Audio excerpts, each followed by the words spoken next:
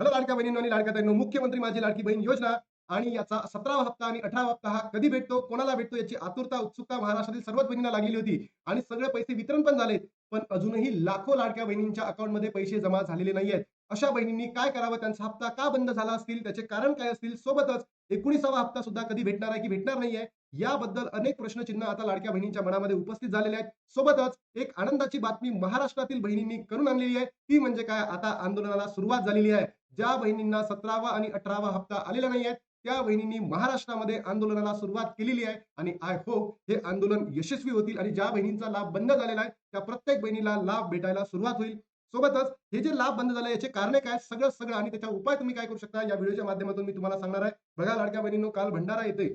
बहिणींनी मुंबई कोलकाता हा जो हायवे मार्ग आहे भंडारा जिल्ह्यामध्ये, तो त्यांनी ब्लॉक केलेला आहे आणि अशा पद्धतीने आपल्या महाराष्ट्रामध्ये प्रत्येक जिल्ह्यातून आता चळवळीला, आंदोलनाला काय झालंय? सुरुवात झाली आहे. अशा माध्यमातून आपल्या लाडक्या बहिणींना लाभ भेटू शकतो का? हे सुद्धा आता बघणं खूप मजेदार असणार आहे. आणि सोबतच लाडक्या बहिणींनो, मी तुम्हाला सांगितलं होतं, की आपण सुद्धा काय केलेलं आहे? आर-टी-आय टाकलेला आहे आणि या आर-टी-आयच्या माध्यमातून प्रत्येक बहिणींना लाभ भेटावाच हीच मागणी आपण सरकारकडे करणार आहोत आणि केलेली सुद्धा आहे.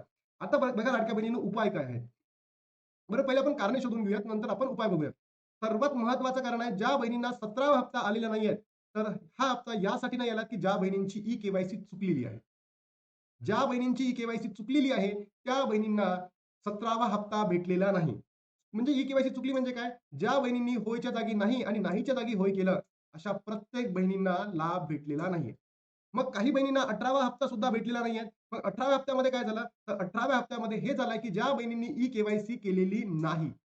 अनेक लाडक्या बहिणींच्या मनामध्ये प्रश्नचिन्ह उपस्थित झाले होते, की आम्ही ई-के-वाय-सी करू, तर आमचा लाभ बंद होईल. आणि मी तुम्हाला प्रत्येक व्हिडिओमध्ये सांगत होतो, की लाडक्या बहिणींनो, कंपल्सरी करा. कंपल्सरी होतं. तुम्हाला ई-के-वाय-सी करायचीच होती. पण ज्या बहिणींनी केली नाही, त्यांचा लाभ डायरेक्टली बंद झालेला आहे. मग आता काय करायला पाहिजे? तर आता सरकारने ई-के-वाय-सी पोर्टल पुन्हा सुरू करणं गरजेचं आहे. जेव्हा हे ई-के-वाय-सी पोर्टल होईल, तेव्हा ज्या बहिणी पात्र होत्या, त्यांना ई-के-वाय-सीची भीती वाटत होती. पण आता त्या पोर्टल सुरू झाल्यानंतर त्या काय करू शकतात? पुन्हा ई-के-वाय-सी कंप्लीट करू शकतात. सोबतच ज्या बहिणींची ई-के-वाय-सी चुकली, त्यांनी चुकीचे व्हिडिओ बघितले YouTubeला आणि त्याच्या माध्यमातून जर त्यांची ई-के-वाय-सी चुकली असेल, त्यांना सुद्धा अपडेट करायचं एक चान्स पुन्हा सरकारने द्यावा, ही सुद्धा मागणी आहे. सोबतच तिसरा मुद्दा असू शकतो, की ज्या बहिणींची ई-के-वाय-सी झाली, अशा लाखो बहिणी आहेत, लाखो बहिणी. मग अशा बहिणींसाठी एक काय करायला पाहिजे? सरकारने पुन्हा चान्स द्यायला पाहिजे, की अशा करोडो बहिणींची ई-के-वाय-सी पुन्हा होईल आणि त्याच्या माध्यमातून लाडक्या बहिणींचा लाभ हा सुरळीत सुरू होतील. मग अजून तुम्हाला काय करायचं आहे उपायामध्ये, की तुमचं बँक सीडिंग तुमचं जे बँक सीडिंग आहे, ही योग्य पद्धतीने आहे की नाही हे चेक करायचं आहे. लाडक्या बहिणीने तुम्ही काय करता माहिती आहे का? आज एक अकाउंट, उद्या परवा दुसऱ्या महिन्याला दुसरं अकाउंट देता. असं करू नका. कारण असं केलं तर तुमचा लाभ डायरेक्टली बंद होणार आहे. सोबतच तुम्ही लाडकी बहीण .महाराष्ट्र.gov.in या संकेतस्थळाला जाऊन तुमचं स्टेटस अप्रूव्ह आहे की नाही एकदा चेक करा. म्हणजे आपल्याला हे लक्षात येईल, की ई-के-वाय-सी ही जी प्रक्रिया आहे, ही झाली असली नसली झाली तरी आपल्याला स्टेटसमध्ये माहिती पडतं, की आपण खरंच रिजेक्टेड आहोत, अप्रूव्ह आहोत, की पेंडिंग स्टेटसमध्ये आहे. अशा माध्यमातून तुम्हाला आपल्या जी योजना आहे, याला पुढे नेता येईल. सोबतच लाडक्या बहिणींनो, एक अत्यंत महत्त्वाची न्यूज आलेली आहे. जिल्हा परिषदेच्या निवडणुकांची घोषणा झालेली आहे, बरोबर? आणि महानगरपालिकेच्या निवडणुकीच्या अगोदर तुम्हाला कोणता हप्ता मिळाला होता? डिसेंबर महिन्याचा हप्ता मिळाला होता. आणि अशामध्येच एक आनंदाची खुशखबर तुमच्यासाठी घेऊन आलेलो आहे, की लाडकी बहीण योजना लाभार्थी महिलांना डिसेंबरचा हप्ता देण्यात आलेला आहे. लाडकी बहीण योजनेत महिला आता जानेवारीच्या हप्त्याची वाट बघत आहे. पण ज्या बहिणींना नोव्हेंबरचाही भेटला नाहीये आणि डिसेंबरचाही भेटलेला नाहीये, अशा प्रत्येक बहिणींच्या डोळ्यातले जे अश्रू आहेत हे बघण्यासारखे आहेत. बरोबर? तर ज्या बहिणींना भेटलेले नाहीये त्यांनी नक्की कमेंट बॉक्समध्ये सांगा, की हप्ता भेटलेले नाहीयेत. कारण हे सगळं ॲज अ काय म्हणून आपण एव्हिडन्स म्हणून कशाला जोडणार आहोत? आपण फाईल केलेल्या आर-टी-आयमध्ये जोडणार आहोत लाडक्या बहिणींनो. जानेवारीचा हप्ता कधीपर्यंत येणार आहे? याबाबत कोणती अधिकृत माहिती समोर आलेली नाहीये. लाडकी बहीण योजनेचा पुढचा हप्ता जिल्हा परिषद निवडणुकीआधी होण्याची शक्यता आहे आणि इथे डेट सुद्धा दिली आहे. बघा, लाडकी बहीण योजना डिसेंबरचा हप्ता महापालिका म्हणजे महानगरपालिका निवडणुकी आधी देण्यात आला होता. त्यानंतर आता पुढचा म्हणजे जानेवारीचा हप्ता म्हणजेच 19वा हप्ता झेडपी निवडणुकी आधी दिला जाण्याची दाट शक्यता वर्तवली जात आहे.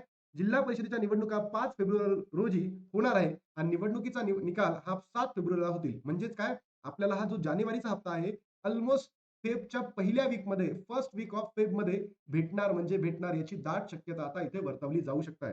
तर लाडक्या बहिणींनो, तुम्हाला वाटतं का सरकारने निवडणुकीच्या अगोदर पैसे जमा करावे? सोबतच ज्या बहिणींना 17वा हप्ता भेटलेला नाहीये, 18वा हप्ता भेटलेला नाहीये, यांना सुद्धा हे तिन्ही हप्ते सरसकट द्यावे, अशी मागणी आपण सरकारकडे करू. आणि जर सरकारने हे केलं नाही, तर महाराष्ट्रातलं सरकार एकदम ढोंगी सरकार आहे, एकदम बोगस सरकार आहे, हे म्हणण्यापासून आपल्याला कोणी थांबवू शकत नाही. आणि लाडक्या बहिणींनो, तुम्ही सुद्धा या जिल्हा परिषदेच्या निवडणुकीमध्ये सरकारला त्यांची जागा दाखवून द्या. अन्यथा हे सरकार तुमच्यासोबत नेहमीच अशा पद्धतीने तुम्हाला मानसिक त्रास देत राहील.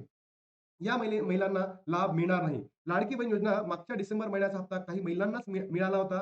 कारण ज्या बहिणींनी ई-के-वाय-सी केली नाही, त्यांचा लाभ डायरेक्टली बंद झालेला आहे. ज्या बहिणींची ई-के-वाय-सी चुकली, त्यांचा सुद्धा लाभ बंद झालेला आहे. आणि आता पडताळणी होईल या महिन्यामध्ये, कारण की ई-के-वाय-सी झालेली आहे.